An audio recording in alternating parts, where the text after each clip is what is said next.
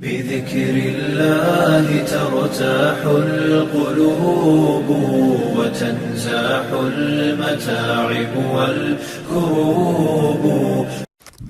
اللهم صل وسلم وبارك على سيدنا محمد صلی اللہ علیہ وسلم. آج ہم جس واقعے کو ذکر کریں گے یہ فتح مکہ کا واقعہ ہے. سن 8 ہجری کا واقعہ ہے اور ایک ایسا واقعہ ہے جس میں ہم کوشش کریں گے کہ کئی کتب سے ہم فائدہ اٹھائیں، جس میں کئی کتب سیر ہیں. اس میں حافظ ابن کثیر کی بھی تاریخ ابن کثیر ہے، پھر اس کو اور تاریخ طبری ہے، اور پھر اس کے علاوہ جو پچھلے 200-300 سال میں جو کتابیں لکھی گئی ہیں ان سے بھی استفادہ حاصل کرنے کی کوشش کریں گے. ضیاء النبی ہو گئی، رحیق المختوم ہو گئی. اچھا، پھر سیرت مصطفیٰ جو ہے یہ مولانا کاندھولوی رحمۃ اللہ علیہ کی جو کی تصنیف ہے وہ ہو گئی. پھر علامہ برہان الدین کی سیرہ حلبیہ ہو گئی. پھر کتب حدیث ہیں، بخاری شریف ہے، مسلم شریف ہے، پھر ان کی تشریحات فتح الباری ہیں، اور پھر دیگر صحاح ستہ کی کتابیں ہیں. اس کے علاوہ اور کتب ہیں، پھر قرآنی آیات ہیں، ان کے تراجم ہیں، ان کی تفاسیر ہیں، اور اس کے علاوہ جو ہے امام سیوطی کی خصائص الکبریٰ ہے، المواہب اللدنیہ ہے امام حجر عسقلانی کی، اور پھر اس کے علاوہ امام بہقی کی دلائل النبوہ ہے، اور اس طرح کئی کتب سیر ہیں اور کئی کتب حدیث ہیں اور تفاسیر ہیں. اس کی وجہ یہ ہے کہ یہ معاملہ جو ہے وہ اتنا زیادہ امپورٹنٹ ہے اور اس میں اتنی زیادہ تفصیلات ہیں کہ میری کوشش یہ ہے کہ میں ان تمام تفصیلات کو جمع کرنے کی کوشش کروں. یہ کعبۃ اللہ مکہ مکرمہ میں موجود ہے، اللہ کا پہلا گھر جو اللہ نے اس زمین میں بنایا، اور یہاں پر بت رکھے ہوئے ہیں 360. اللہ کے رسول صلی اللہ علیہ وآلہ وسلم نے کفار مکہ سے 17-18 مہینے قبل اور بعض علماء کے نزدیک 22 مہینے قبل صلح حدیبیہ کی، جس کے اندر آپ صلی اللہ علیہ وآلہ وسلم اور کفار مکہ کے درمیان یہ معاہدہ ہوا کہ 10 سال تک ہم جنگ نہیں کریں گے. اس دوران میں ہماری جس سے چاہے ہم معاہدے کر سکتے ہیں، لیکن ہم اپنے حلیفوں کی مدد نہیں کریں گے ان لوگوں سے لڑنے کے لیے جو مسلمانوں کے حلیف ہیں. اسی طرح مسلمان مدد نہیں کریں گے اپنے حلیفوں کی کفار کے حلفاء سے لڑنے کے لیے. تو ہمارے جو ایلائز ہوں گے ہم اپنے ایلائز کی مدد نہیں کریں گے مسلمانوں کے ایلائز سے لڑنے کے لیے، اور مسلمان اپنے ایلائز کی مدد نہیں کریں گے کفار کے ایلائز سے لڑنے کے لیے. اس طرح کی جو تمام شرائط تھیں وہ ہم آپ کے سامنے پہلے صلح حدیبیہ کے ضمن میں رکھ چکے ہیں. اب جو کعبۃ اللہ ہے، بنا ابراہیم ہے، جس کے بارے میں سورہ ابراہیم میں اللہ عز و جل نے فرمایا کہ ابراہیم علیہ السلام نے کعبے کے متعلق اللہ عز و جل سے دعا کی کہ ربنا انی اسکنت من ذریتی، اے میرے پاک پروردگار میں نے چھوڑا ہے اپنی ذریت کو، اپنی اولاد کو. کہاں چھوڑا ہے؟ بواد غیر ذی زرع، ایک ایسی وادی میں جہاں اگتا کچھ نہیں، کوئی چیز پیدا نہیں ہوتی، لیکن عند بیتک المحرم، لیکن یہاں پر تیرا حرمت والا گھر ہے، تیرا گھر ہے. تو ربنا لیقیموا الصلاۃ، تو میرے پاک پروردگار انہیں ان لوگوں میں شامل فرما جو نمازوں کو قائم کرنے والے ہوں گے. تو اللہ عز و جل نے حضرت ابراہیم علیہ السلام اور اسماعیل علیہ السلام کے ذریعے کعبۃ اللہ کی بنیادوں پر اسے کھڑا کیا، اور یہاں پر اللہ نے اپنی وحدانیت کا سبق پڑھانے کے لیے حضرت اسماعیل علیہ السلام کو رسول مبعوث فرمایا. لیکن آنے والے وقت میں یہاں پہ کفر و شرک کی آلودگی کی وجہ سے ہر جگہ بتوں کی بوچھاڑ تھی. حضور اکرم صلی اللہ علیہ وآلہ وسلم نے جس معاشرے میں آنکھ کھولی وہاں پہ ہر طرف بت ہی بت تھے، کا صفا پہ بت، مروہ پہ بت، کعبے کے اطراف بت، کعبے کے اندر بت، اور ہر طرف بت ہی بت تھے. اور اس کے اندر حضور صلی اللہ علیہ وآلہ وسلم نے ایسے ماحول میں جب سارا کے سارا عرب بت پرستی کے اندر تھا، اللہ کی طرف ایک واحد خدا بزرگ و برتر کی طرف بلانے کا جو دعوت کا آغاز کیا تھا، اب اس دعوت کو 21 برس ہو گئے تھے. 21 ایئرس، اور کفار مکہ جو ہے وہ آج بھی ہر دھرمی پر تھے کہ ہم حق پر ہیں، اور وہ تو بس مجبوراً معاہدے میں آئے تھے۔ اس کی وجہ جو ہے اس غزوے کے پس منظر میں آپ کے سامنے آ جائے گی کہ کیا وجہ ہے کہ میں آپ سے کہہ رہا ہوں کہ ان کے دل جو ہیں وہ ابھی بھی اس میں تھے کہ حضور صلی اللہ علیہ وآلہ وسلم اور مسلمانان مدینہ جو ہیں وہ کسی نہ کسی طرح جو ہے وہ تباہ و برباد ہوں، تاکہ پھر ان کی سالمیت دوبارہ برقرار ہو، اور وہ اپنے تئیں اپنے آپ کو حق پر ہی سمجھتے تھے۔ اسی لیے انہوں نے وہ اقدامات کیے۔ اسی لیے جو ہے جب کسریٰ کے لوگ بازان کی طرف سے مکے سے گزرے تو وہ خوش ہوئے کہ اب کسریٰ سے حضور کی مد بھیڑ ہوگی اور اب کسریٰ فارس مدینے والوں پر غالب ہوگا، تو ان کے جو دل ہیں وہ اندر سے اسی طرح تھے۔ اچھا، تو بہرحال اس غزوے کے پیچھے کچھ ریزنز ہیں، کچھ ایسی چیزیں ہوئیں جس کے رد عمل میں یہ غزوہ پیش آیا۔ کفار مکہ جو ہے وہ ان کے کچھ قبائلی دوست تھے، اسی طرح حضور صلی اللہ علیہ وآلہ وسلم کے بھی کچھ قبائلی دوست تھے۔ ہم صلح حدیبیہ کے ضمن میں پڑھ چکے ہیں کہ جب صلح حدیبیہ ہوئی تو اس وقت وہاں پر بنی خزاعہ بھی موجود تھے اور بنی بکر بھی موجود تھے۔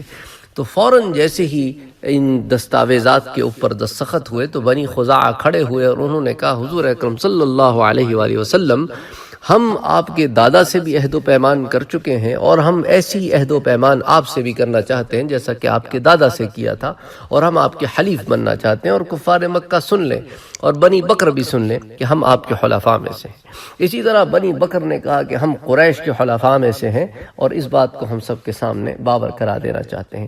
اچھا، یہ جو بنی خزاعہ نے کہا نا کہ ہم آپ کے دادا کے بھی حلیف تھے اور اب آپ کے بھی حلیف بننا چاہتے ہیں، تو اب اس کے پیچھے جو ہے وجہ یہ تھی کہ حضور اکرم صلی اللہ علیہ وآلہ وسلم کے جو دادا ہیں ان کی اپنے چچا نوفل سے نہیں بنی۔ اس کی وجہ یہ تھی کہ جب حضرت عبد المطلب جو ہے وہ اپنے چاچا مطلب کے ساتھ مدینے سے مکے آئے، کیونکہ ان کی والدہ جو ہے وہ مدینے سے تعلق رکھتی تھی، ان کا نام سلمہ تھا، وہ بنو نجار سے تھیں۔ تو جب وہ آئے مکے تو اب یہ وہ دور تھا کہ ہاشم کا تو انتقال ہو چکا تھا اور یہ مطلب کے ساتھ رہتے تھے، اور مطلب ہاشم کے چھوٹے بھائی تھے۔ اچھا، مطلب کا جب انتقال ہوا تو مطلب کے بھائی نوفل جو حضرت عبد المطلب کا ایک اور چچا ہے، اس نے مطلب کی جائیداد پہ قبضہ کر لیا اور ان تمام چیزوں پہ بھی قبضہ کر لیا جس پہ عبد المطلب کا حق بنتا تھا۔ تو عبد المطلب نے قریش سے کہا کہ دیکھو میری مدد کرو اس چیز کے معاملے میں کہ یہ میری چیزیں جو ہیں یہ میرے باپ کی اور میرے چچا مطلب کی ہیں، وہ ان کا حقیقی چچا تھا، تو یہ چیزیں مجھے ملنی چاہیے۔ اور ان قریش نے اس معاملے میں ان کی کوئی بات نہ سنی بلکہ نوفل کی طرف جھکے رہے۔ اچھا، نوفل کی طرف چونکہ وہ جھک گئے تو عبد المطلب نے پھر اپنے ماموں کو مدینے خط لکھا بنو نجار میں۔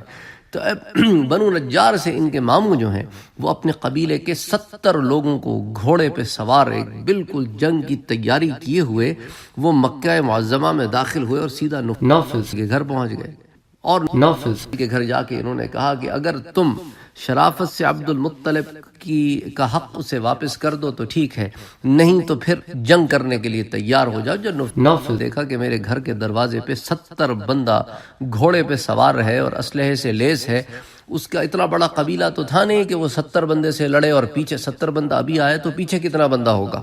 تو اس نے پھر عبد المطلب کو ان کا حق واپس کر دیا، لیکن ساتھ ہی اس نے عبد الشمس کا جو قبیلہ تھا اس سے معاہدہ کیا کہ آپ نے میرے ہر اس میں ساتھ دینا ہے۔ اچھا، پھر اسی ضمن میں عبد المطلب نے پھر بنو خزاعہ سے معاہدہ کیا کہ بھئی عبد المطلب کو تو بھی مکے میں کوئی پشت پناہی کے لیے قبائل چاہیے تھے، اور بنو خزاعہ کا قبیلہ بہت بڑا تھا، تو آپ نے اس سے عہد و پیمان کیا۔ پھر بنو خزاعہ کی آگے کئی شاخیں تھیں۔ بنو خزاعہ ایک زمانے میں مکے پہ حاکم بھی ہوا کرتے تھے، جیسا ہم پچھلے تاریخ میں پڑھ چکے ہیں کہ جب بنو خزاعہ یمن سے نکل کے یہاں آئے تو انہوں نے دیکھا کہ یہاں پہ جرہم یہاں بڑی فساد مچاتے ہیں، تو دے ڈسپلیس دا جرہم، اور اس کے بعد پھر ان کو ڈسپلیس کر کے قریش دوبارہ مکے میں آئے۔ تو اب اس ساری تاریخ کو ہم پہلے پڑھ چکے ہیں، لیکن آپ کو یہ میں بیک گراؤنڈ ایک دفعہ پھر ذرا ڈیٹیل میں دینا چاہ رہا تھا، تو اسی لیے میں نے اس کو اتنی ڈیٹیل میں آپ سے بیان کیا۔ تو اب چونکہ عبد المطلب اور ان کے چچا نوفل کا جو ہے پرانا جھگڑا تھا، تو اسی ضمن میں نوفل ابن عبد مناف اور حضرت عبد المطلب ابن ہاشم بن عبد مناف. تو یہ جو نوفل تھا اس نے چونکہ ادھر پیکٹ کیا تو عبد المطلب نے ادھر پیکٹ کر لیا. اچھا، جب یہ معاہدہ ہو گیا تو اس معاہدے کی جو متن تھا وہ بھی علماء نے نقل کیا ہے، اور یہی معاہدہ جو ہے یہ بنی خزاعہ نے حضور صلی اللہ علیہ وآلہ وسلم کے سامنے رکھا اور اس کو حضور صلی اللہ علیہ وآلہ وسلم کے صحابہ نے پڑھا.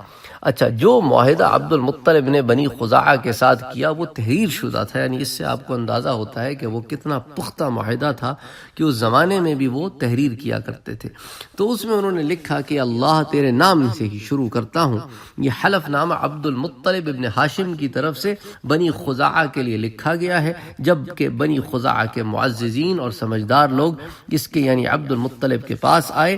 بنی خزاعہ کے معزز حضرات جو یہاں موجود ہیں وہ جو فیصلہ کر رہے ہیں اس کا اقرار بنی خزاعہ کے وہ لوگ بھی کرتے ہیں جو یہاں موجود نہیں ہیں، یعنی یہ معاہدہ اور دوستی کا اقرار بنی خزاعہ کے حاضر اور غائب سبھی لوگوں کے ساتھ ہے.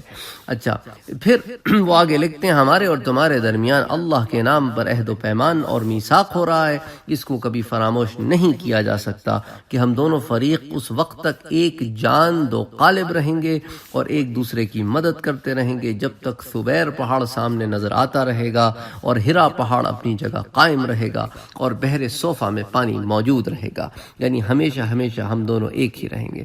تو یہ جو ہے معاہدہ کرنے کی وجہ یہ تھی کہ عبد المطلب نے اپنے چچا، چونکہ ان کے چچا جو تھے انہوں نے معاہدہ کیا نوفل نے، تو انہوں نے بھی یہاں پہ معاہدہ کیا، تو ان کا نام نوفل تھا. تو سبل الہدی میں آتا ہے کہ عبد المطلب نے آخر میں لکھا بیننا و بینکم عہود اللہ وعقودہ ما لا ینسى ابدا، ہمارے اور تمہارے درمیان ایسا عہد و پیمان ہے جس کا اللہ ضامن ہے، جسے کبھی فراموش نہیں کیا جائے گا. الید واحدۃ والنصر واحد، ہم اس وقت تک متحد رہیں گے ما اشرف ثبیر، جب تک یہ جو سامنے کھڑا ہے نا پہاڑ ثبیر یہ اپنی جگہ کھڑا رہے گا. وثبت حراء، اور ہرا اپنی جگہ ثابت قدم رہے گا. وما بل بحر صوفا، اور جب تک سمندروں کا پانی اون کو بھگوتا رہے گا، یعنی جب تک اس کے اندر تری رہے گی اور اون کو بھگاتا رہے گا، یعنی قیامت کے برپا ہونے تک ہم ایک رہیں گے. کتاب امتاع میں اس کا جو متن آتا ہے وہ ذرا اور ڈیٹیل میں ہے. کتاب امتاع میں اس عہد نامے کے الفاظ یوں لکھے گئے ہیں بِاسْمِكَ اللہم، یعنی اسی طرح زمانہ جاہلیت میں قریش لکھا کرتے تھے. یہ حلف نامہ عبد المطلب ابن ہاشم اور بنی خزاعہ کے عمر ابن ربیعہ کے درمیان ہے، جس میں دونوں عہد کرتے ہیں کہ جب تک بحر صوفہ میں تری باقی ہے دونوں ایک دوسرے کی مدد کرتے رہیں گے. یہ ایک جامع اور مکمل معاہدہ ہے جس میں بڑوں اور چھوٹوں اور حاضر و غائب کی کوئی تخصیص نہیں ہے. دونوں فریق جو عہد میثاق کر رہے ہیں وہ ایک مضبوط معاہدہ اور پختہ پیمان ہے جو اس وقت تک نہیں ٹوٹ سکتا جب تک سورج ثبیر پہاڑ پر چمکتا رہے گا، اور جب تک صحراؤں میں اونٹ بلبلاتے رہیں گے، اور جب تک دونوں اخشب پہاڑ اپنی جگہ پر قائم ہے، اور جب تک مکے میں انسان آباد ہیں. یہ حلف ہمیشہ ہمیشہ کے لیے اور طویل زمانے تک ہے. ہر صبح کو طلوع ہونے والا سورج اس کو بڑھاتا جائے اور ہر رات کی تاریکیاں اس کی مدت میں اضافہ کرتی جائیں. اور یہ کہ عبد المطلب کی اولاد اور ان کے ساتھی اور دوسری طرف بنی خزاعہ کے لوگ ہمیشہ اور ہر طرح ایک دوسرے کی مدد کرتے رہیں گے. لہٰذا عبد المطلب اور ان کے ساتھیوں کی ذمہ داری یہ ہے کہ وہ تمام عربوں کے مقابلے میں چاہے وہ مشرق میں ہوں یا مغرب میں اور قریب کے ہوں یا دور کے، عبد المطلب اور ان کی اولاد اور ان کے ساتھیوں کی مدد کریں گے. دونوں فریق اور معاہدے پر اللہ تعالیٰ کو کفیل اور ذمہ دار بناتے ہیں، اور اس سے بہتر سہارا کوئی دوسرا نہیں. تو جب حضرت ابی بن کعب نے حضور کو یہ حل نامہ پڑھ کر سنایا تو آپ نے بنی خزاعہ سے فرمایا تمہارے حقوق میں خوب اچھی طرح پہچانتا ہوں اور تم لوگ اپنے قول و قرار پر قائم ہو. تو حضور صلی اللہ علیہ وآلہ وسلم نے گویا اس معاہدے کی تجدید فرمائی جو آپ کے دادا عبد المطلب نے کیا تھا. تو اس طرح جو ہے وہ بنی خزاعہ جو ہے وہ مسلمانوں کے اس طرح کے حلیف بن گئے. اچھا، اب آتے ہیں اس جنگ کی وجہ کی طرف. اب اس کے اندر بھی ایک پس منظر ہے. زمانے جاہلیت میں یہ لوگ ایک دوسرے کے بندے مار دیا کرتے تھے، اس کے پیچھے کوئی خاص وجہ نہیں ہوتی تھی. بس آپس کی دشمنیاں تھیں. تو بنی بکر اور بنی خزاعہ میں بہت لمبی دشمنیاں تھیں. تو جس وقت قریش اور حضور صلی اللہ علیہ وسلم کے مابین صلح نامہ لکھا جا رہا تھا، تو اس وقت بنو خزاعہ اور بنو بکر کا رول میں آپ کے سامنے پیش کر چکا ہوں، لیکن ان کی آپس میں نہیں بنتی تھی اور یہ ان بن بہت عرصے سے چلی آ رہی تھی. اس کا ایک سبب تو علماء نے یہ بھی لکھا ہے کہ مالک ابن عباد حضرمی ایک مرتبہ مال تجارت لے کر خزاعہ کی سرزمین میں داخل ہوا. خزاعہ کے لوگوں نے اس کو قتل کر ڈالا اور اس کا تمام مال و اسباب لوٹ لیا. تو بنو بکر نے موقع پا کر حضرمی کے معاوضے میں بنو خزاعہ کے ایک آدمی کو قتل کر ڈالا. قبیلہ خزاعہ نے اپنے ایک آدمی کے معاوضے میں بنو بکر کے 3 سرداروں زویب اور سلمہ اور کلثوم کو میدان عرفات میں حدود حرم کے قریب قتل کر ڈالا. اچھا، زمانہ جاہلیت سے زمانہ بعثت محمد مصطفیٰ صلی اللہ علیہ وسلم تک یہ اسی طرح آپس میں مشغول رہے. جب موقع ملتا یہ اس کا بندہ یہ اس کا بندہ مار دیتے. لیکن جب حضور صلی اللہ علیہ وسلم کی بعثت ہوئی تو اب سب لوگ اس طرف مصروف ہو گئے کہ قریش کی اس معاملے میں مدد کی جائے، اپنے الہوں کی مدد کی جائے، اور جو ہے وہ مسلمانوں کے خلاف سب مشہور ہو گئے، سب مصروف ہو گئے. تو اب کیا ہوا کہ اب یہ صلح ہو گئی تو اب یہ اپنے پچھلے طریقوں پر واپس آ گئے کہ اب ہم نے اس چیز کا بدلہ لینا ہے جو ہمارے ساتھ پچھلی زندگیوں میں ہوا تھا. تو ایک وجہ تو انہوں نے اس کی یہ لکھی. اچھا، ایک وجہ اس کی یہ بھی لکھی گئی ہے کہ اب جب یہ معاہدہ ہو گیا تو ان کا ایک آدمی تھا بنی بکر کا، اس نے حضور صلی اللہ علیہ وآلہ وسلم کی شان میں گستاخانہ اشعار لکھے. تو اب بنو خزاعہ کے ایک جوان نے جب وہ اشعار سنے تو اس نے اس شاعر کے اوپر حملہ کیا اور اس کو شدید زخمی کیا، اور یوں وہ اپنی جان بچا کر اپنے قبیلے میں واپس آیا. تو اب انہوں نے کہا کہ اب اس شاعر کو زد و کوب کرنے کا ہم بدلہ لیں گے. اچھا، پھر اس کی ایک اور وجہ جو ہے وہ یہ بھی لکھی گئی ہے، اس کو ابن اسحاق سے مروی ہے. وہ کہتے ہیں کہ موتا کے مہم روانہ کرنے کے بعد حضور اکرم صلی اللہ علیہ وسلم جمادی الاخری اور رجب مدینے میں مقیم رہے. اس کے بعد بنو بکر بن منات بن کنانہ، اسی لیے ان کو بنی کنانہ بھی کہتے ہیں اور ان کو بنو بکر بھی کہتے ہیں کیونکہ بنی کنانہ کی آگے شاخ ہے بنو بکر. تو انہوں نے اور بنو خزاعہ نے ایک چشمہ جس کا نام وطیر ہے وہاں پر ان کے آپس میں جھگڑا ہوا. اس جھگڑے کی بنیاد تو میں آپ کو بتا چکا ہوں کیا وجہ تھی. تو اس زمانے میں حضرمی کا حلیف اسود بن رزن یہ تجارت کے لیے جا رہا تھا. جب وہ خزاعہ کے علاقے میں پہنچا تو خزاعہ نے اسے قتل کر دیا. تو یہ بھی میں نے آپ کو بتایا اس کی وجہ. اچھا، پھر کیا ہوا کہ اسلام کے عہد سے کچھ عرصہ پہلے خزاعہ نے اسود بن رزن کیونکہ اس زمانے میں حضرمی کا حلیف تھا اسود بن رزن، تو یہ تجارت کے لیے جا رہا تھا. تو جب وہ خزاعہ کے علاقے میں پہنچا تو خدا نے اسے قتل کر دیا، اس کے مال پر قبضہ کر لیا. تو اس کے انتقام میں بنو بکر نے خزاعہ کے ایک شخص کو قتل کر دیا. تو اب انہوں نے کیا کیا خزاعہ نے کہ اسود بن رزن کی بیٹیوں سلمہ، کلثوم اور زویب کو مقام عرفہ میں قتل کر دیا. تو اس کی بیٹیوں کو انہوں نے یوں قتل کیا جیسا کہ میں نے آپ سے بیان کیا کہ بنو بکر کی یہ 3 سردار تھی. تو اب سردار کی بیٹیاں بھی تو سردار ہی ہوتی ہیں.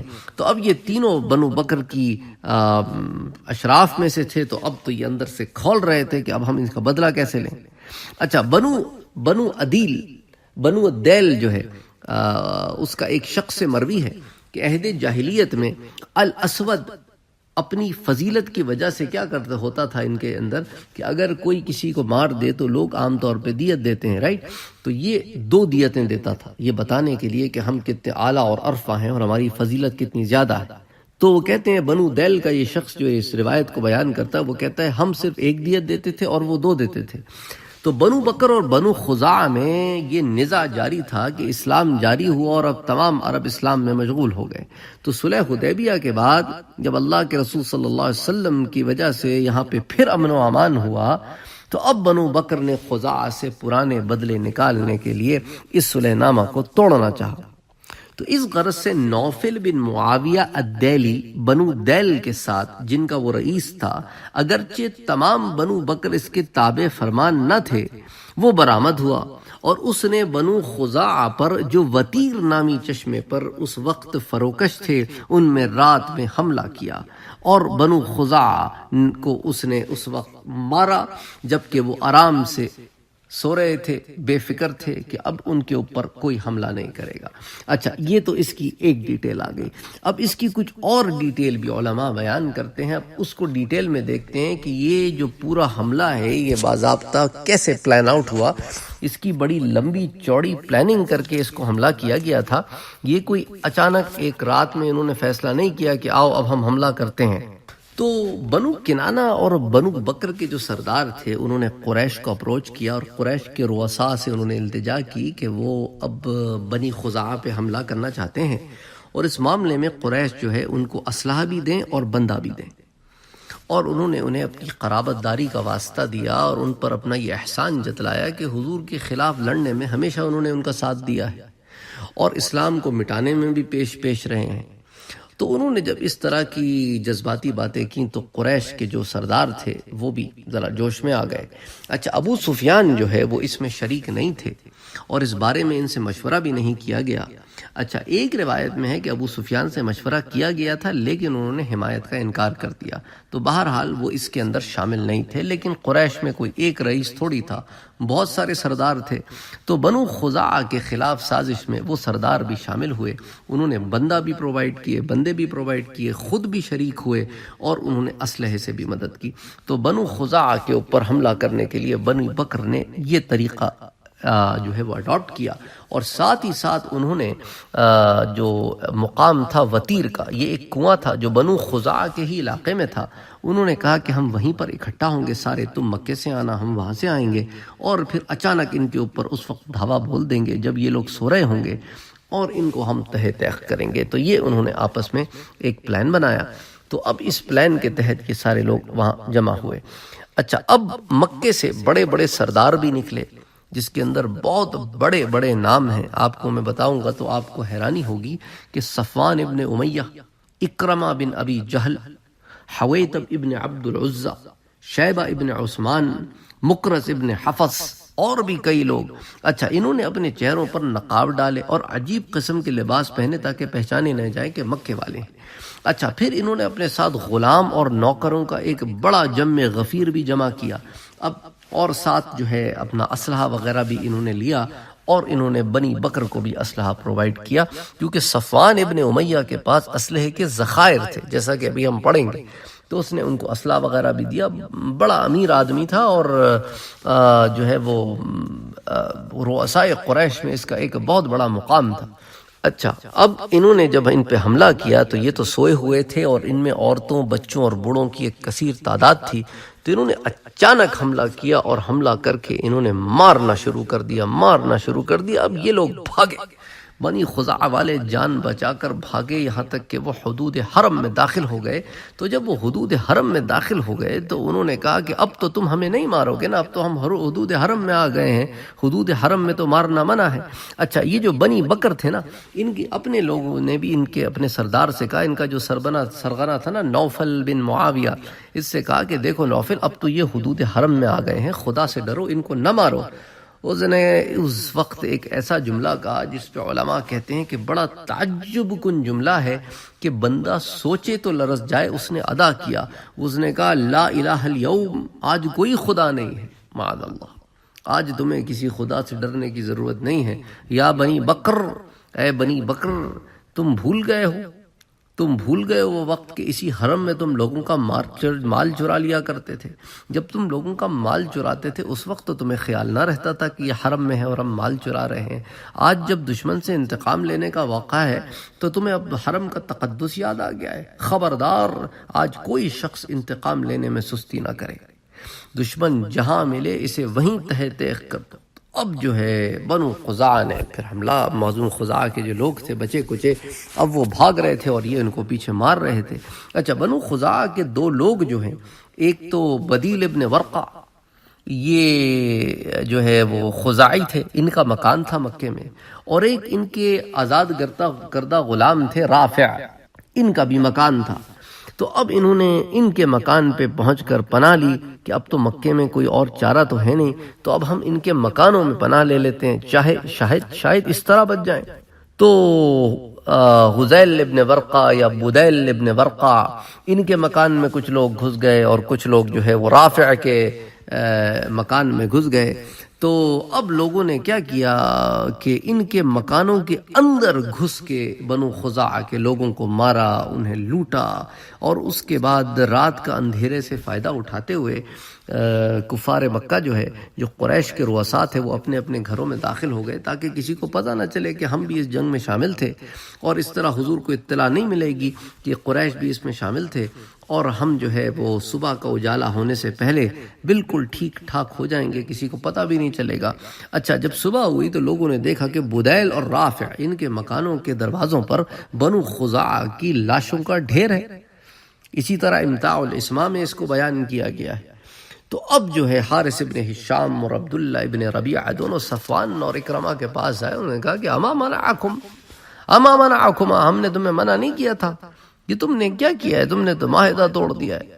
اب حضور کو پتہ چلے گا تو اب تم اس کے نتیجے بھگتنے کے لیے تیار ہو جاؤ۔ تو اب مکے میں ایک عجیب سی فضا پیدا ہو گئی۔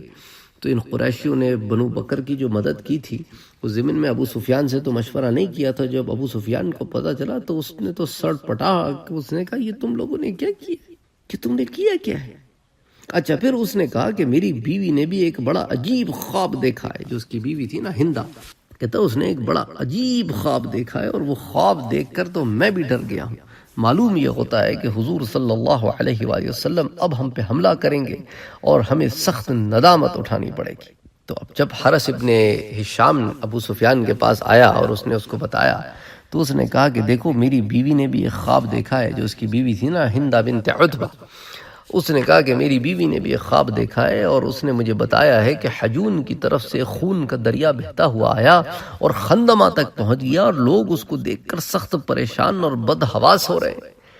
اسی اثنا میں ایک خزاعی شخص تھا جس کا نام تھا عمر، اور بعض کہتے عمر ابن سالم تھا، بعض کہتے عمر ابن سالم تھا۔ وہ شخص وہ 40 سواروں کو ساتھ لے کر مدینہ طیبہ کی طرف روانہ ہوا۔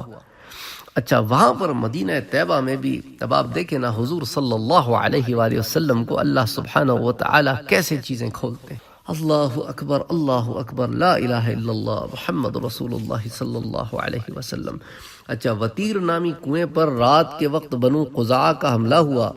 ام المؤمنین کے گھر حضور صلی اللہ علیہ وآلہ وسلم، ام المؤمنین میمونہ رضی اللہ تعالی عنہا کے گھر پہ حضور موجود ہیں، اور رات کو اٹھتے ہیں حضور صلی اللہ علیہ وآلہ وسلم، اور سحری کے وقت وضو فرماتے ہیں، اور اس کے بعد حضور صلی اللہ علیہ وسلم فرماتے ہیں لبیک لبیک لبیک، میں حاضر ہوں، میں حاضر ہوں، میں حاضر ہوں۔ پھر فرماتے ہیں نصرتا نصرتا نصرتا، تمہاری مدد کی گئی، تمہاری مدد کی گئی، تمہاری مدد کی گئی۔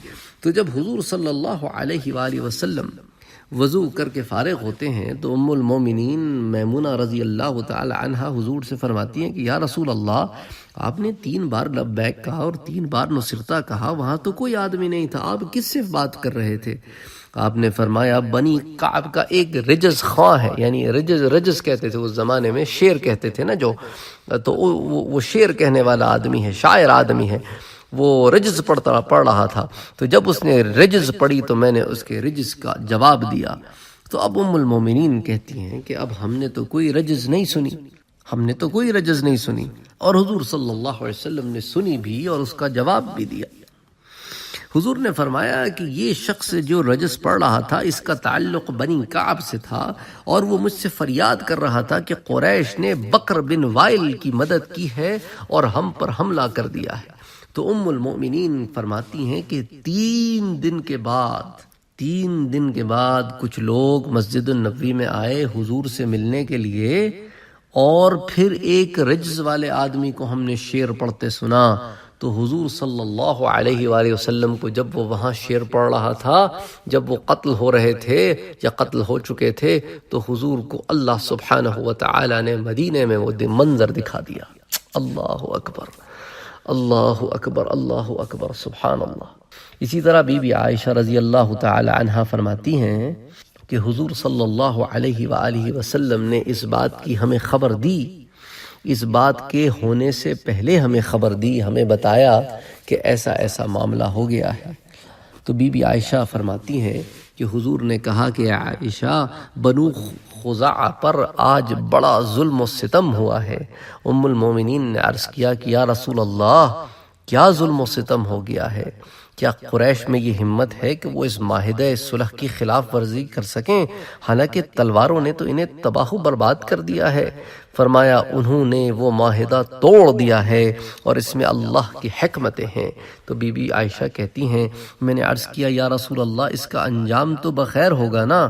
فرمایا ہر طرح خیر ہی خیر ہے، یعنی ہمارے لیے تو خیر ہے لیکن دشمنوں کے لیے خیر نہیں ہے، کیونکہ اب وہ وقت آ گیا ہے کہ کعبۃ اللہ میں سے بت ختم ہوں گے اور صرف اللہ کا نام لیا جائے گا اور صرف اللہ کی عبادت ہوگی۔ تو بہرحال حضور صلی اللہ علیہ وآلہ وسلم کے معجزات میں سے ہے یہ کہ اللہ عز و جل نے اپنے نبی کو پہلے ہی بتا دیا تھا کہ یہ کیا ہونے والا ہے۔ تو امام طبرانی نے اپنی کبیر اور صغیر میں حضرت میمونہ رضی اللہ تعالی عنہا والی روایت لکھی ہے، اس کو پھر سبل الہدیٰ میں بھی بیان کیا گیا ہے اور پھر اس کو ام السیر میں بھی اور دیگر کتب میں بیان کیا گیا ہے۔ تو آپ کے سامنے جو ہے اسی لیے ان تمام واقعات کو ہم مختلف کتابوں سے چن کر کوشش کر رہے ہیں کہ اس کی سیکوینس وہی رہے جس طرح یہ واقعات پیش آئے تھے، کیونکہ اس میں ہر کتاب میں چھوٹی باتیں ہیں، تھوڑی باتیں ہیں، تو ہر کتاب میں ساری ڈیٹیل تو ہے نہیں، تو اسی لیے جو ہے آپ کے سامنے ہم ان تمام چیزوں کو جمع کرنے کی کوشش کر رہے ہیں۔ اللہ عز و جل سے درخواست کرتے ہیں کہ اگر کوئی غلطی ہوئی ہے تو اللہ عز و جل معاف فرمائے۔ تو بہرحال یوں یہ معاملہ پیش آیا اور یہ لوگ حضور صلی اللہ علیہ وآلہ وسلم کی خدمت میں آئے اور آپ صلی اللہ علیہ وآلہ وسلم کو آ کے سارا معاملہ بتایا۔ اس ضمن میں ایک اور ڈیٹیل آتی ہے جس کو تاریخ طبری میں بیان کیا گیا ہے کہ بنو بکر نے خزاعہ پر جب وتیر کے مقام پر شبخون مارا تھا تو انہوں نے منبہ نامی ایک ضعیف القلب شخص کو قتل کر دیا تھا۔ یہ اور اس کا ہم قوم ایک اور شخص تمیم بن اسد یہ فرودگاہ سے برآمد ہوئے۔ دشمن کو دیکھ کر منبہ نے تمیم سے کہا کہ تم بھاگ کر جان بچا لو اور میں تو بہرحال اب مر جاؤں گا، چاہے وہ مجھے قتل کریں یا چھوڑ دیں، کیونکہ مجھے سخت اختلاج قلب ہو گیا ہے۔ تمیم بھاگ گیا اور حملہ آوروں نے منبہ کو جا لیا اور قتل کر دیا۔ مکے میں پہنچ کر خزاعہ بن بدیل بن ورقہ الخزاعی اور اپنے مولا رافع کے گھر پناہ لی، تو یہی وہ شخص تھا جس نے رافع کو آزاد کیا تھا، تو اسی لیے اس نے آ کے رافع کے گھر میں پناہ لی۔ اور بدیل بن ورقہ الخزاعی یہ تو آزاد آدمی تھا، بنو خزاعہ سے تھا، لیکن تھا اس کا گھر مکے میں۔ تو یوں ایک اور واقعہ یہاں پر تاریخ طبری میں بھی آتا ہے۔ بہرحال اب یہ لوگ حضور صلی اللہ علیہ وآلہ وسلم کی خدمت اقدس میں حاضر ہوئے اور یہ 40 لوگوں کی جماعت تھی۔ تو آخر جب یہ مدینے میں اللہ کے رسول کے پاس پہنچے اور مسجد نبوی میں داخل ہو کر حضور کے روبرو جا کر کھڑے ہوئے، حضور صلی اللہ علیہ وآلہ وسلم مسجد میں صحابہ کے درمیان بیٹھے ہوئے تھے۔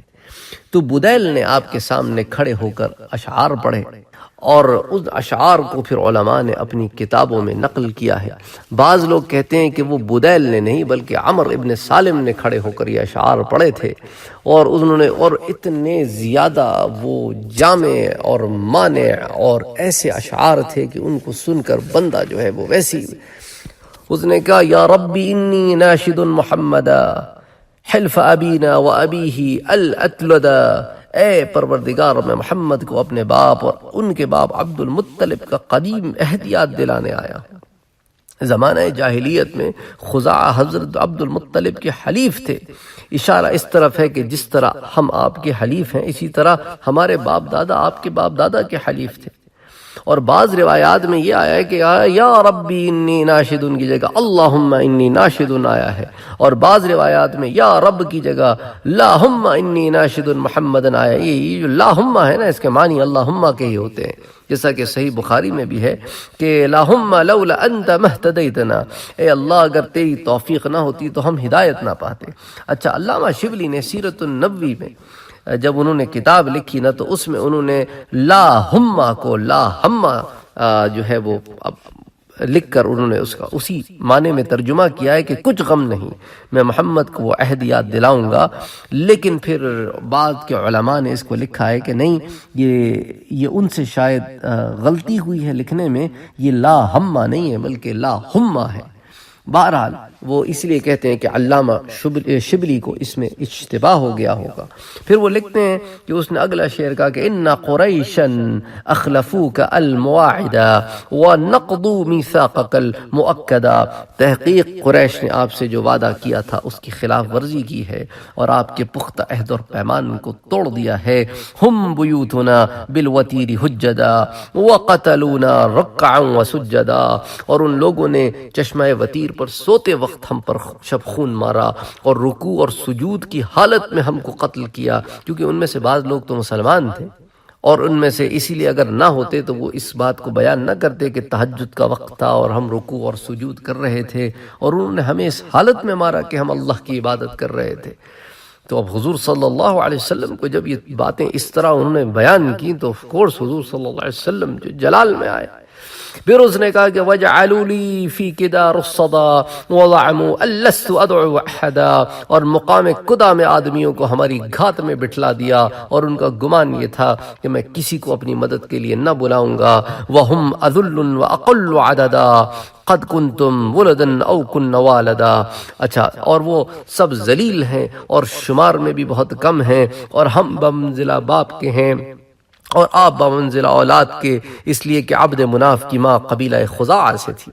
عبد مناف جو ہے اس کی جو ماں تھی حضور صلی اللہ علیہ وسلم کی، اگر آپ چارٹ میں انسیسٹری میں جائیں، پہلے بھی آپ سے بیان کر چکا ہوں کہ محمد بن عبداللہ بن عبد المطلب بن ہاشم بن عبد مناف بن قصی، تو قصی نے شادی کی تھی بنو خزاعہ کی ایک عورت سے جو اس وقت مکے کے والی کی بیٹی تھی۔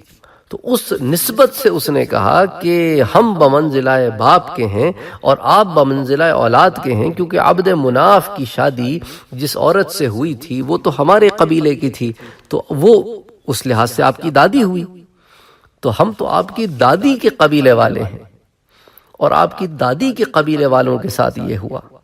اچھا، اسی طرح جو قصی تھے نا حضور صلی اللہ علیہ وسلم کے دادا کے دادا تو عبد مناف ہیں اور عبد مناف کے والد قصی ہیں۔ قصی کی ماں جو تھی نا فاطمہ بنت سعد، وہ بھی قبیلہ خزاعہ سے تھی، تو دادی وہ بھی قبیلہ عبد مناف کی ماں اور پھر عبد مناف کی بیوی، دونوں قبیلہ عبد مناف کی دادی اور عبد مناف کی ماں، یہ دونوں جو ہیں وہ قبیلہ خزاعہ سے تھی۔ تو اس تعلق کی بنا پر انہوں نے کہا کہ آپ ہماری نصرت اور اعانت فرمائیں، کیونکہ ہم تو آپ کے رشتہ دار بھی ہیں۔ فانصر ہداک اللہ نصرا اعتدا وادع عباد اللہ یأتوا مددا، پس ہماری فوراً مدد فرمائیے، اللہ آپ کی تائید فرمائے اور اللہ کے خاص بندے یعنی اپنے صحابہ کو حکم دیجئے وہ ضرور ہماری مدد کو آئیں۔ اور ایک نسخے میں ہے کہ فانصر رسول اللہ نصرا اعتدا، اے اللہ کے رسول ہماری فوراً مدد فرمائیے۔ فیہم رسول اللہ قد تجردا ان سیما خصفا وجہہ تربدا، اور جب عباد اللہ کا لشکر ہماری مدد کو آئے تو اس میں اللہ کا رسول ضرور ہو جو ظالموں سے جنگ کے لیے تیار ہو، یعنی فقط آپ سریہ نہ بھیجیے گا بلکہ غزوہ بھیجیے گا، اس میں خود بھی نفس فی تشریف لائیے گا۔ آپ کا چہرہ مبارک غیرت و حمیت سے تمتمانے لگا۔ بعض نسخوں میں قد تحردا یعنی ہا محملہ کے ساتھ آیا ہے جس کے معنی غضبناک ہونے کے ہیں۔ پھر فی فیلق کالبحر یجری مزبدا، اور ایسے لشکر کو ساتھ لے کر آئیے جو دریا کی طرح جھاگ مارتا ہو۔ تو یہ تمام تفاصیل امام طحاوی کی شرح معانی الآثار میں بھی ہیں اور سیرت ابن ہشام میں بھی ہیں اور روضۃ العنف میں بھی ہیں اور زرقانی کی شرح مواہب میں بھی ہیں اور اسی طرح فتح الباری میں بھی ہیں، سیرت مصطفیٰ میں بھی ہیں، ام السیر میں بھی ہیں، کئی کتب میں یہ شعر موجود ہیں، اس کے متراجم موجود ہیں، زبردست ایک کلام ہے۔ اچھا، مغازی ابن عائز میں عبداللہ ابن عمر رضی اللہ تعالیٰ عنہ سے مروی ہے کہ حضرت نے واقعات سن کر نصرت یا عمر ابن سالم، اور ایک روایت میں یہ ہے کہ فرمایا مدد کیا جاؤں، اگر میں تیری مدد نہ کروں۔ بعد ازاں یہ دریافت فرمایا کہ کیا کل بنو بکر اس میں شریک تھے؟ عمر ابن سالم نے کہا سب نہیں تھے، بلکہ بنو بکر میں سے صرف بنو نفا تھا اور ان کا سردار نوفل اس میں شریک تھا۔ آپ نے ان کی اعانت اور امداد کا وعدہ فرمایا اور اس کے بعد یہ وفد واپس ہو گیا اور آپ نے اپنا ایک قاصد جو ہے وہ قریش کے پاس مکہ مکرمہ بھیجا۔ اب اس کی ڈیٹیل اب دیکھتے ہیں کہ اس قاصد نے وہاں پر جا کر کیا کیا اور کیا کہا اور اس کو وہاں پر کس قسم کے مصائب اور مشکلات کا سامنا کرنا پڑا، اور قریش کا ایٹیٹیوڈ آپ کے سامنے آئے گا کہ قریش کا اس وقت ایٹیٹیوڈ کیا تھا جب یہ آدمی وہاں پہنچا۔ تو جب یہ اشعار کہیں نا اس نے تو حضور صلی اللہ علیہ وسلم نے کیا کہا اس کو، نصرت یا عمر بن سالم، اور اے سالم کے بیٹے عمر تو غم نہ کر، ضرور تیری مدد کی جائے گی۔ اسی اسنا میں علماء لکھتے ہیں، اسی اسنا میں اللہ عز و جل کی طرف سے ایک نشانی ظاہر ہوئی مدینے میں کہ ایک بادل کا ٹکڑا اس مجلس کے اوپر سے گزرا اور گرجا، تو حضور اکرم صلی اللہ علیہ وآلہ وسلم نے فرمایا کہ بادل کا یہ ٹکڑا بنو کعب کو مدد کی خوشخبری سنا رہا ہے۔ تو اس کو ضیاء النبی میں بھی بیان کیا گیا ہے اور دیگر کتب سیرت میں بھی یہ واقعہ آتا ہے۔ عبد الرزاق حضرت ابن عباس سے روایت کرتے ہیں کہ حضور پر نور نے جب بنی کعب پر توڑے جانے والے ظلم و ستم کی داستان سنی تو مظلوموں کی داد رسی کرنے والے نبی نے فرمایا، اس ذات کی قسم جس کی دست قدرت میں میری جان ہے، میں ان کے ہر دشمن سے دفاع کروں گا جس دشمن سے میں اپنی ذات، اپنی آل اور اہل خانہ کا دفاع کرتا ہوں۔ یہ سبل الہدا میں بھی الفاظ آئے ہیں کہ والذی نفسی بیدہ لأمنعنہم مما امنع منہ نفسی واہلی وبیتی۔ تو اب حضور صلی اللہ علیہ وآلہ وسلم چاہتے تو نہ تھے کہ جو قریش سے معاہدہ ہے وہ توڑا جائے، اور حضور صلی اللہ علیہ وآلہ وسلم نے اپنی طرف سے حد درجے یہی کوشش کی کہ یہ معاہدہ بندھا رہے، کیونکہ حضور صلی اللہ علیہ وسلم یہی چاہتے تھے۔ تو آپ صلی اللہ علیہ وآلہ وسلم نے بنو خزاعہ سے کہا کہ تم لوگ جاؤ اور اس بات کا خیال رکھنا کہ ایک راستے سے نہ جانا، اب مختلف راستے اختیار کرو، اب اس ٹولی میں جو 40 کی ٹولی آئی ہے اب بکھر جاؤ، کیونکہ جب انہوں نے آپ سے بتا دیا کہ بنو بکر نے اور بنو بکر میں سے کس نے اور بنو نفاسہ نے اور ان کے قائد نوفل بن معاویہ نفاسی نے، تو اب یہ ساری ڈیٹیل حضور صلی اللہ علیہ وسلم کو انہوں نے بتا دی، تو انہوں نے فرمایا کہ یہ بنی بکر کا یہ خاندان ہے، میں اہل مکہ کی طرف اپنا ایک قاصد روانہ کرتا ہوں، تو ان کے سامنے کچھ تجاویز رکھتے ہیں، پھر دیکھتے ہیں کہ مکے والے کیا فیصلہ فرماتے ہیں۔ تو حضور صلی اللہ علیہ وسلم نے دمرہ نامی اپنے ایک صحابی کو اہل مکہ کی طرف بھیجا اور کہا کہ تم جاؤ اور پتہ لگاؤ۔ تو اب وہ مکے گئے اور مکے میں گئے تو یہ کعبے میں سارے ان کے سردار بیٹھے تھے، تو ان کے سامنے جا کے انہوں نے کہا کہ میں حضور کی طرف سے آیا ہوں اور تم لوگوں کے لیے کچھ تجاویز لایا ہوں، تو اب تم دیکھو ان میں سے تم کون سی تجویز قبول کرتے ہو، یا تو تم ایسا کرو کہ بنو خزاعہ کے مقتولوں کی دیت دے دو، کہ جو لوگ مرے ہیں بنو خزاعہ کے ان کی دیت دے دی جائے، یا پھر تم ایسے کرو کہ بنو نفاسہ جو ہے نا، یہ بنو بکر کی جو شاخ ہے، تم اس شاخ سے اپنی دوستی اور اپنا معاہدہ ختم کر دو۔ اچھا، تیسری بات یہ کہ یا تو پھر تم صلح حدیبیہ کو اعلانیہ طور پر کہو کہ ہم اس کو کل عدم کرتے ہیں، بالکل ہم اس کو چھوڑتے ہیں اور ہمارا صلح حدیبیہ سے کوئی واسطہ نہیں، اور تم اپنا ہاتھ اٹھا لو صلح حدیبیہ سے۔ تو یہ تجاویز ہم تمہارے سامنے رکھتے ہیں، اب تم دیکھو۔ تو جب یہ تجاویز ان کے سامنے رکھی گئیں تو اس وقت ان کے درمیان ایک آدمی موجود تھا، وہ ضعیف بھی تھا اور ان کے اندر جو ہے وہ اس کو بڑا لک اپ ٹو کرتے تھے، ان کے درمیان جو ہے وہ بڑا عزت و منزلت والا آدمی تھا۔ تو انہوں نے اس کی طرف دیکھا کہ کہا کہ جی آپ فرمائیے، آپ اس بارے میں کیا فیصلہ کرتے ہیں۔ ساتھ ہی ساتھ آپ یہ بات اپنے ذہن میں رکھیں کہ یہ ساری تجاویز جو حضور صلی اللہ علیہ وآلہ وسلم نے مکے والوں کو دی تھیں، یہ بہت ہی منصفانہ اور کریمانہ تھیں اور غیر جانبدارانہ تھیں، لیکن اب جو ان کا آپ دیکھیں کہ ان کا اس کے اوپر ریاکشن کیا ہے، تو اب آپ کہتے ہیں کہ کوئی آدمی جو منصفانہ طور پہ اس واقعے کو دیکھے وہ یہی کہے گا کہ حضور صلی اللہ علیہ وسلم کی قریش سے معاہدہ توڑنے کی کوئی نیت نہیں تھی، وہ خود معاہدہ توڑ کر اس سے دستبردار ہوئے، اور اس کے بعد اس ضد پر بھی اڑے رہے کہ حضور صلی اللہ علیہ وسلم کی ان 3 شقوں میں سے کون سی شق انہوں نے مانی۔ وہ بھی آپ دیکھیں، جو قرظہ بن عبد عمر ایک ان کے درمیان آدمی تھا، وہ نابینا بھی تھا، اس نے کہا کہ دیکھو مکے والوں، ہم خزاعہ کے مقتولوں کی اگر دیت دینے بیٹھ گئے تو پھوٹی کوڑی بھی پاس نہیں رہے گی، غریب ہو جائیں گے، تو یہ تو ہم قبول کریں گے نہیں۔ اچھا، دوسری جو ان کی رائے ہے کہ بنو نفاسہ سے اپنا معاہدہ توڑ لیں، تو یہ بھی ہمیں قبول نہیں، کیونکہ بنی نفاسہ عرب کے تمام قبیلوں میں سب سے زیادہ کعبۃ اللہ کی تعظیم کرتے ہیں۔ اب رہی بات تیسری کہ ہم صلح حدیبیہ کا ہی معاہدہ علی الاعلان توڑتے ہیں، تو ہمیں یہ تجویز منظور ہے۔ تو یہ جب ان کا فیصلہ سنا تو دمرہ مدینے واپس آ گئے. تو دمرہ کے واپس آنے کے بعد اہل مکہ کی جب آنکھیں کھلیں تو انہوں نے کہا کہ یہ ہم نے کیا کر دیا. تو علامہ مقریظی لکھتے ہیں کہ حارث بن ہشام اور چند دوسرے لوگ صفوان ابن امیہ اور اس کے ساتھیوں کے پاس آئے جنہوں نے بنو خزاعہ پر حملہ کرنے میں بنو بکر سے تعاون کیا تھا اور انہیں آ کر ملامت کیا. انہوں نے ابو سفیان کو کہا کہ یہ ایسا معاملہ نہیں ہے جس کو تم غیر معمولی سمجھ کے نظر انداز کرو، بلکہ ہمیں اس سچویشن کو ہینڈل کرنا ہوگا کیونکہ ہم نے اس کو اب اور مزید بگاڑ دیا ہے. تو چنانچہ انہوں نے یہ طے کیا کہ اب ابو سفیان خود مدینے جائے اور حضور صلی اللہ علیہ وآلہ وسلم سے جا کر ملے اور اس معاہدے کو رینیو کرے، اس کی تجدید کرے اور اس کی مدت میں اضافے کی درخواست کرے. اب یہ ابو سفیان یہاں سے نکلے اور راستے میں، اب چونکہ راستے میں رکنے کے پڑاؤ کے مقامات ہوتے تھے، تو ابو سفیان نے اپنے ساتھ ایک غلام لیا اور جلدی سے تیز رفتاری سے کہ ہم جلد از جلد مدینہ منورہ پہنچے. تو جب نکلے تو راستے میں عمر ابن سالم خزاعی سے ان کی ملاقات ہوئی.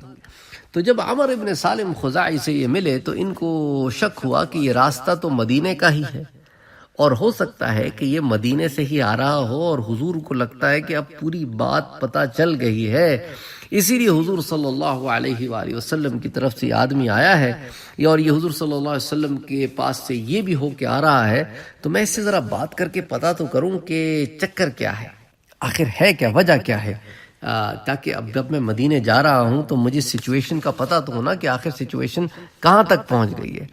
تو اس نے اس سے پوچھا کہ اچھا مجھے یہ بتاؤ کہ مدینے والوں کا کیا حال ہے.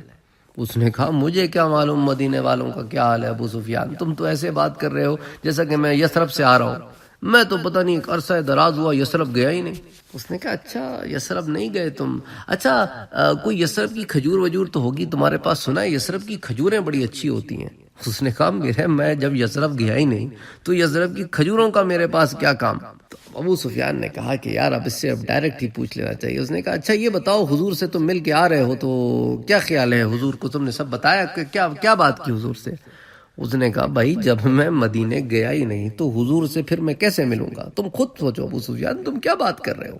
تو ابو سفیان نے کہا اچھا ٹھیک ہے، میں تو ایسے ہی پوچھ رہا تھا راستہ مدینے کا ہے. اس نے کہا میں مدینے سے دوڑی آ رہا ہوں، ساحلی علاقوں میں ہمارے دو قبائل ہیں، ان کے درمیان کوئی مسئلہ ہو گیا تھا، وہ جھگڑا تھا، اس کو بنی کعب اور خزاعہ کا جھگڑا تھا، اس کی اصلاح کرنے کے لیے ساحلی علاقوں پر گیا تھا. راستہ تو یہی ہے ابو سفیان، اب ضروری تھوڑی ہے اس راستے پر جو چلے وہ مدینہ ہی جا رہا ہو. تو ابو سفیان نے کہا اچھا ٹھیک ہے بھائی، بگڑتے کیوں، مرضی تمہاری. اس کے بعد جب وہ آگے چلے گئے تو ابو سفیان ان کے جہاں پہ وہ ٹھہرے ہوئے تھے وہاں گیا. اس نے کہا کہ مدینے میں جو جاتے ہیں، مدینے میں کھجور بہت ہوتی ہے، تو یہ اپنے اونٹوں کو کھجور کھلاتے ہیں. تو میں کیا کرتا ہوں کہ اس کی اونٹ کی مینگنی توڑ کے دیکھتا ہوں کہ اس کے اندر سے اگر تو اس نے کھجور کھائے ہیں تو کھجور ہضم ہوتا نہیں اور گٹھلی آتی ہے مینگنی میں. تو اس نے ایک مینگنی اٹھائی، توڑا تو اندر سے کھجور ہی نکلا. اس نے بولا ہاں یہ ضرور حضور سے مل کے آ رہا ہے. تو اب ابو سفیان نے اپنا سفر جاری رکھا اور مدینہ طیبہ پہنچے تو سب سے پہلے اپنی بیٹی ام المومنین ام حبیبہ کے گھر گئے. اچھا وہاں پہ حضور صلی اللہ علیہ وآلہ وسلم کا بستر بچھا ہوا تھا.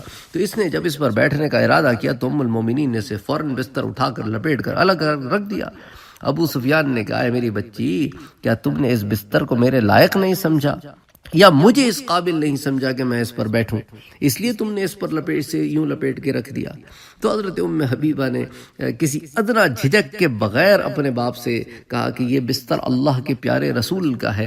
وَإِنَّكَ مُشْرِكٌ وَإِنَّكَ نَجِسٌ، کہ تم مشرک ہو، تم ناپاک ہو، تم نجس ہو، اس لیے میں یہ برداشت نہیں کر سکتی کہ اللہ کے رسول کے پاک بستر پر تم بیٹھو. تو جب ابو سفیان نے اپنی بیٹی کا یہ جواب سنا تو ہکا بکا رہ گیا.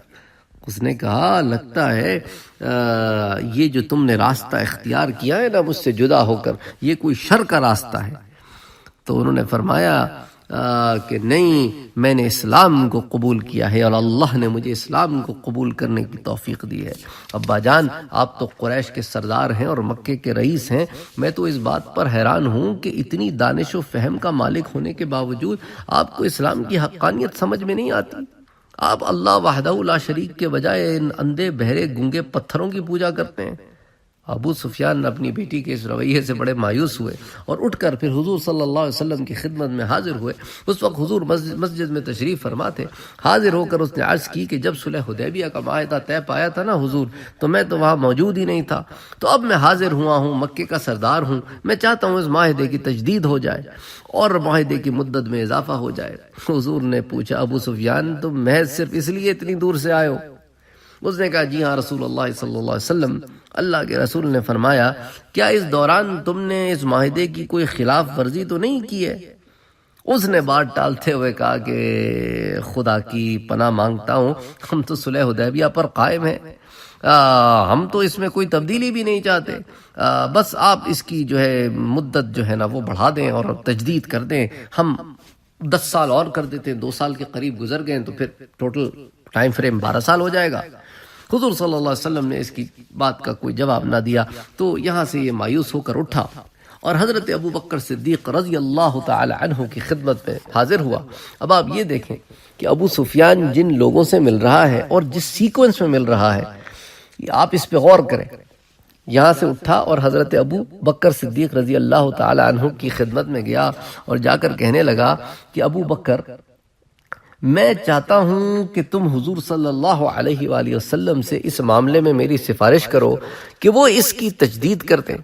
تو حضرت ابو بکر نے کہا کہ تم یہ کیا بات کر رہے ہو، تم یہ کیا کہہ رہے ہو، جو حضور کا فیصلہ ہے وہ ہمارا فیصلہ ہے۔ اس نے کہا اچھا پھر ایسا کرو کہ تم جو ہے خود اعلان کر دو کہ میں جو ہوں وہ۔ کہا کیا بات کر رہے ہو ابو سفیان، یہ حضور صلی اللہ علیہ وسلم سے الگ تھوڑی ہے ہماری پناہ، میری پناہ اللہ کے رسول کی پناہ میں ہے۔ خدا کی قسم مجھے اگر ایک چھوٹی چونٹی جو ہے نا اس سے بھی اگر تمہاری لڑائی ہو رہی ہو اور مجھے کہا جائے کہ میں اس کی مدد کروں تو میں تو اس کی مدد کروں گا تمہارے خلاف، تمہاری مدد تھوڑی کروں گا میں۔ کمال کرتے ہو ابو بکر تم، میں تو سمجھتا تھا کہ تم شاید میری اس معاملے میں مدد کرو گے۔ تو اب وہ مایوس ہوا اور حضرت عمر کے پاس چلا آیا۔ حضرت عمر سے کہنے لگا کہ عمر میری بات سنو کہ تم اللہ کے رسول سے ایسا کرو، میری سفارش کرو تو وہ تمہاری سفارش جو ہے وہ ضرور سنیں گے۔ تو حضرت عمر نے کہا ابو سفیان میں تمہیں یہاں برداشت کر رہا ہوں، یہ بڑی بات نہیں ہے، میں تو ایک چونٹی سے بھی اگر تمہاری لڑائی ہو نا تو میں تو اس چونٹی کی مدد کروں، تمہاری مدد نہ کروں۔ میں تمہاری مدد کیوں کروں؟ میں تو چاہتا ہوں کہ یہ جو پہلے جو ہمارا معاہدہ ہوا ہے نا یہ بھی تم لوگ ختم کر دو، اور اگر کوئی نیا معاہدہ کرنا چاہتے ہو تو اللہ اس کو بھی ختم کر دے۔ تو حضرت عمر کے جب یہ اس نے جواب سنا تو کہنے لگا کہ جوزیت من ذی رحم شرا، تم تو قطع رحمی کرتے ہو، اللہ تو تمہیں اس کی سزا دے کہ تم تو رشتہ داروں سے بڑے برا سلوک کرتے ہو۔ تو وہاں سے اٹھ کے وہ حضرت عثمان کے پاس چلا آیا، عثمان رضی اللہ تعالیٰ عنہ کے پاس چلا آیا اور کہنے لگا عثمان تم تو ہمارے رشتہ دار ہو اور میرے بہت قریب رشتہ دار ہو۔ اس کی وجہ یہ تھی کہ حضرت عثمان جو ہے وہ بیٹے کس کے تھے؟ عفان کے، ٹھیک ہے، اور عفان کس کے بیٹے تھے؟ عفان جو ہے وہ ابو العاص کے بیٹے تھے، اور ابو العاص کس کے بیٹے تھے؟ وہ امیہ کے بیٹے تھے۔ تو امیہ جو ہے وہ حضرت عثمان کا پردادا ہے۔ اچھا ابو سفیان جو ہے وہ حرب کے بیٹے ہیں اور حرب جو ہے وہ امیہ کا بیٹا ہے۔ تو اب ابو سفیان کا جو دادا ہے امیہ وہ حضرت عثمان کا پردادا ہے۔ تو حضرت عثمان کا باپ اور ابو سفیان یہ فرسٹ کزنز ہیں، دونوں کے جو باپ ہیں ان کا باپ یکجا ہے، ایک ہے۔ تو ابو العاص اور حرب یہ بھائی ہیں، یہ دونوں امیہ کے بیٹے ہیں۔ تو اس نے کہا تم تو اتنے قریب کے رشتہ دار ہو، رشتے میں میں تمہارا چاچا ہوں، تم حضور صلی اللہ علیہ وآلہ وسلم سے میری مدد کرو، میری اس معاملے میں کہ سفارش کرو کہ وہ اس بات کو مان جائیں۔ تو حضرت عثمان نے بھی وہی کہا جو حضرت ابو بکر نے کہا تھا، جواری فی جواری رسول اللہ صلی اللہ علیہ وسلم۔ ابو سفیان کیا کہتے ہو، میری پناہ تو اللہ کے رسول کی پناہ کے تابع ہے۔ تو پھر وہ وہاں سے اٹھ کر حضرت علی کے پاس آ گیا۔ اب آپ دیکھیں سیکوینس اس نے وہی لی ہے جو اللہ سبحانہ وتعالی نے خلافت کی سیکوینس دی ہے، سبحان اللہ۔ حضرت ابو بکر، حضرت عمر، حضرت عثمان، اب حضرت علی کے در پہ آ گیا۔ علی تم سے بھی تو میری قرابت داری ہے، کیونکہ ادھر بھی تو قرابت داری تھی نا، ادھر عبد الشمس تک قرابت داری تھی کہ امیہ جو ہے وہ عبد الشمس کا بیٹا ہے، اور عبد الشمس جو ہے وہ عبد مناف کا بیٹا ہے، اور ادھر ہاشم بھی عبد مناف کا بیٹا ہے۔ تو ہاشم اور عبد الشمس بھائی ہیں۔ ہاشم اور عبد الشمس بھائی ہیں، حضرت علی ہاشم کی اولاد سے ہیں اور ابو سفیان عبد الشمس کی اولاد سے ہے، تو یہ 4 پیڑھیاں 5 پیڑھیاں جا کے اوپر مل جاتے ہیں۔ تو اب اس کی نسبت دے رہا ہے، کہہ رہا ہے علی ہم اور تم بھی تو بڑے قریبی رشتہ دار ہیں، اس رشتہ داری کا میں تمہیں کہتا ہوں کہ حضور سے سفارش کرو۔ تو آپ نے فرمایا ابو سفیان تیرا بھلا ہو، بخدا جب اللہ کے رسول کسی بات کا عزم فرما لیتے ہیں تو پھر ہم مجال نہیں کرتے مداخلت کرنے کی۔ تو اب وہاں سے اٹھ کر ابو سفیان سعد بن عبادہ کے پاس آیا اور کہا کہ اے ابو ثابت تم تو سردار ہو، خزرج کے بڑے ہو، اٹھو اور لوگوں کے درمیان امن و امان قائم کرنے کا اعلان کر دو اور معاہدے کی مدت بھی بڑھا دو۔ انہوں نے کہا کیا کہتے ہو ابو سفیان، اللہ کے رسول ہمارے درمیان موجود ہیں، جواری فی جواری رسول اللہ صلی اللہ علیہ وسلم وما یجیر احد علی رسول اللہ، تم کیا کہتے ہو، ہماری جوار تو اللہ کے رسول کی جوار کے تابع ہے، اور وہ اللہ کے رسول کے معاملے میں ہم کسی کے کچھ نہیں کر سکتے، اللہ کے رسول کا فیصلہ ہم سب کا فیصلہ ہے۔ وہ ایک ایک کر کے بڑے بڑے رؤساء قریش جو یہاں پر ہجرت کر کے آ گئے تھے، جو مسلمان ہو گئے تھے، ان سے ملا، پھر مدینے کے بڑے بڑے لوگوں سے ملا۔ جب کہیں بات نہ بنی تو فاطمہ الزہرا رضی اللہ تعالی عنہا کے در پہ پھر پہنچ گیا، کہنے لگا کہ فاطمہ تم تو اللہ کے رسول کی بیٹی ہو، تم کیوں نہیں جوار دے دیتی؟ تمہاری بہن زینب نے بھی تو اپنے شوہر ابو العاص ابن ربیعہ کو امان دی تھی، تم بھی مکے والوں کو امان دے دو۔ تو بی بی صاحبہ نے کہا وہ اللہ کے رسول کا اور ان کا معاملہ ہے، میں کیا کہہ سکتی ہوں، لیکن میں ایک عورت ذات ہوں، میں کہاں جوار دیتی پھروں کسی کو۔ انہوں نے کہا اچھا تم جوار نہیں دیتی تو نہ صحیح، تمہارا بیٹا حسن، حضرت حسن سامنے کھیل رہے تھے، کہا اچھا حسن سے کہو کہ وہ ہمیں جوار دے دے، ہمیں امان دے دے، اعلان کر دے۔ انہوں نے کہا ابو سفیان تمہارا دماغ تو نہیں چل گیا، 4-5 سال کے بچے سے تم کہہ رہے ہو کہ وہ تمہیں امان دے دے، کہتے وہ میری تو مانے گا نہیں، تو ایسا کرو تم اسے کہہ دو۔ کہا یہ تو چھوٹا بچہ ہے ابو سفیان، اس کی بات پہ کون امان دے گا تمہیں؟ اچھا شافعی جو علماء ہے نا، ان کا جو فقہ ہے، شافعی فقہ ہے، اس کے مطابق یہ ہے کہ امان دینے والا شخص جو ہے وہ ایسا ہونا چاہیے جس پہ شریعت کے احکام لاگو ہوں، یعنی بچہ نہ ہو، چھوٹا۔ اور غلام کے معاملے میں وہ جو ہے وہ ان کی الگ رائے ہے۔ اچھا دوسرا یہ ہے کہ اگر عورت کے ضمن میں وہ کہتے ہیں کہ شافعی فقہا کہتے ہیں کہ اگر عورت اور غلام کسی کو امان دینا چاہیں تو وہ دے سکتے ہیں، کیونکہ وہ مکلف ہیں، کیونکہ ان پہ شریعت لاگو ہوتی ہے۔